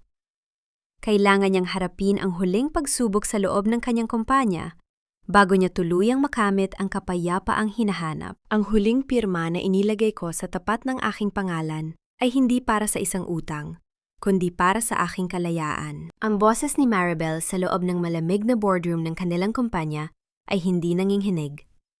Sa harap niya ay nakaupo ang mga board of directors at si Ginoong Castillo, ang kanilang CEO.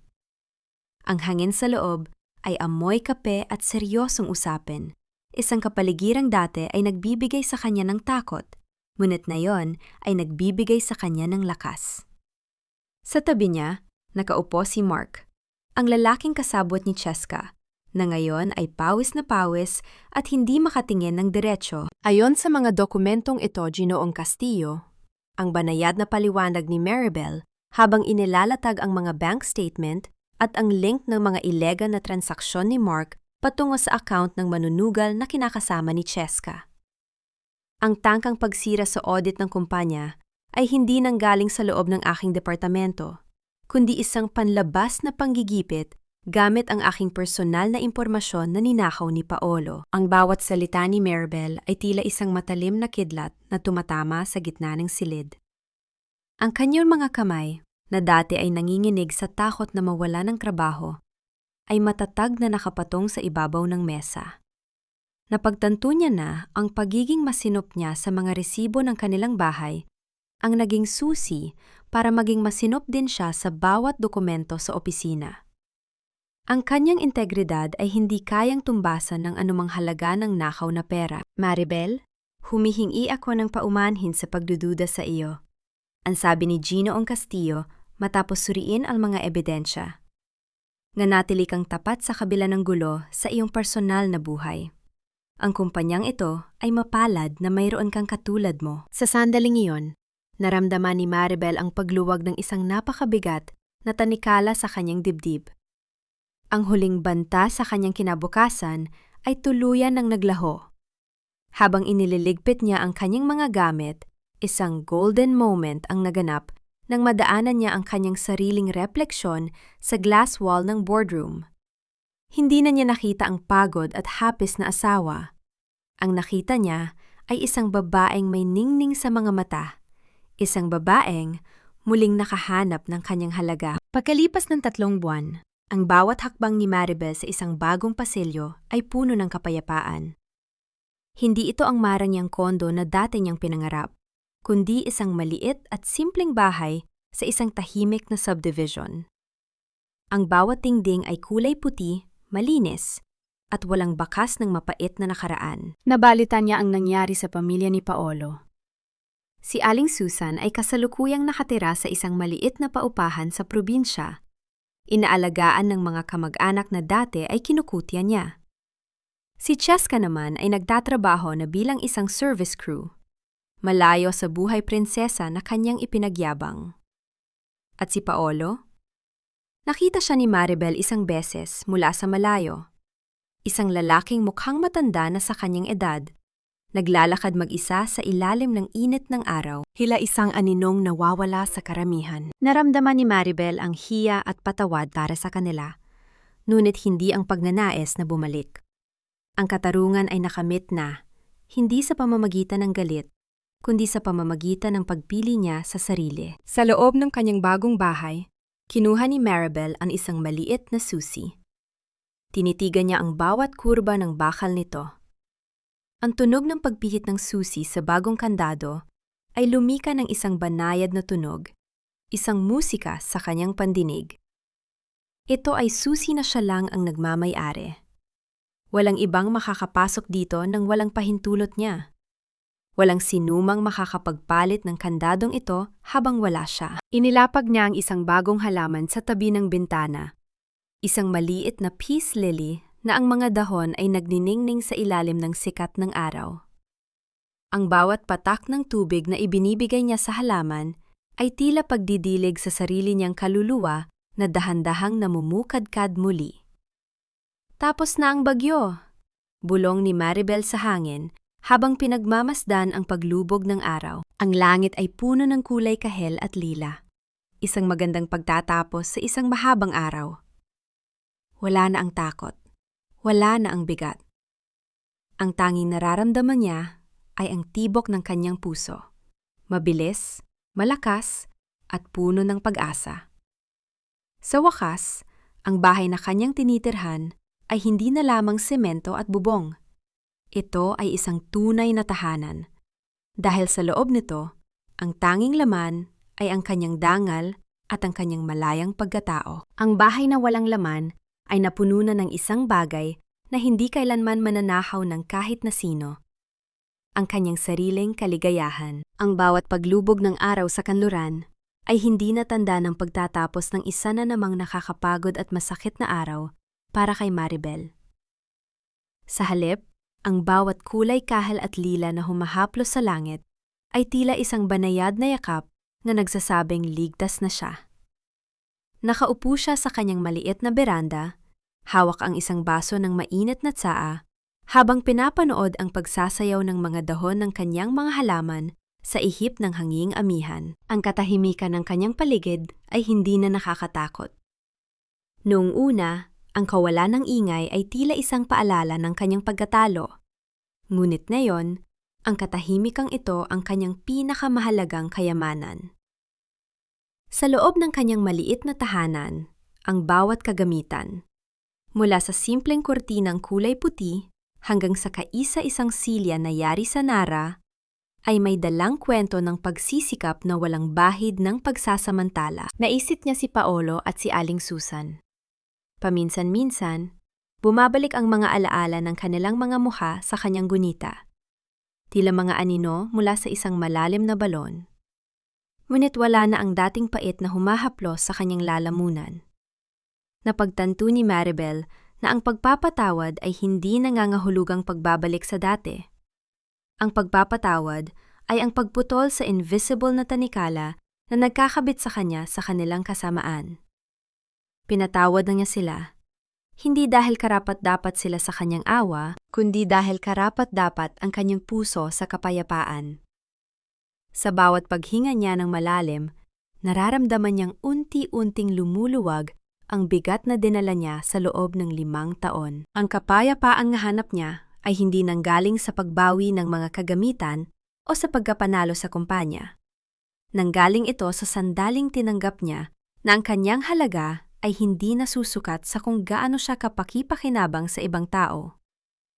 Ang tunay na utang na loob ay hindi ang pag-aalay ng sariling buhay para sa mga taong walang pakialam, kundi ang pagpapasalamat sa sarili dahil sa pananatiling matatag sa gitna ng unos. Isang mahalagang aral ang iniwan ng lahat ng ito sa kanyang kaluluwa. Ang pag-ibig na walang kalakip na respeto ay parang isang bahay na itinayo sa ibabaw ng buhangin. Maari itong magmukhang marangya at matayog sa simula, ngunit sa oras na dumating ang bahan ng katotohanan, ito ay guguho at mawawala. Natutunan ni Maribel na ang pagiging mabait ay may hangganan, at ang pagtatakda ng hangganan ay hindi tanda ng pagiging madamot, kundi tanda ng pagmamahal sa sarili. Tiningnan ni Maribel ang kanyang mga palad. Ang mga kalyo ay naroon pa rin, ngunit ang bawat isa ay tila isang medalya ng kanyang kalayaan. Wala na ang takot na baka pagising niya ay wala na siyang matutuluyan. Wala na ang pangamba na baka ang bawat sentimong kinita niya ay mapunta lamang sa luho ng iba. Isang banayad na ngiti ang sumilay sa kanyang mga labi habang dahan-dahang inilalapag ang baso ng tsaa sa maliit na mesa.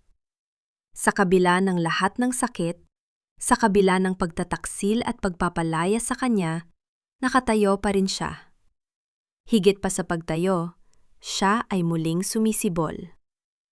Ang bahay na walang laman ay naging isang selyadong alaala na lamang ng isang babaeng namatay na sa nakaraan upang bigyang daan ang pagsilang ng isang Maribel na buo, matapang at higit sa lahat, malaya. Habang unti-unting dumidilim ang paligid at nagsisimulang lumitaw ang mga unang bituin sa langit, naramdaman ni Maribel ang isang mainit na katiyakan sa kanyang puso.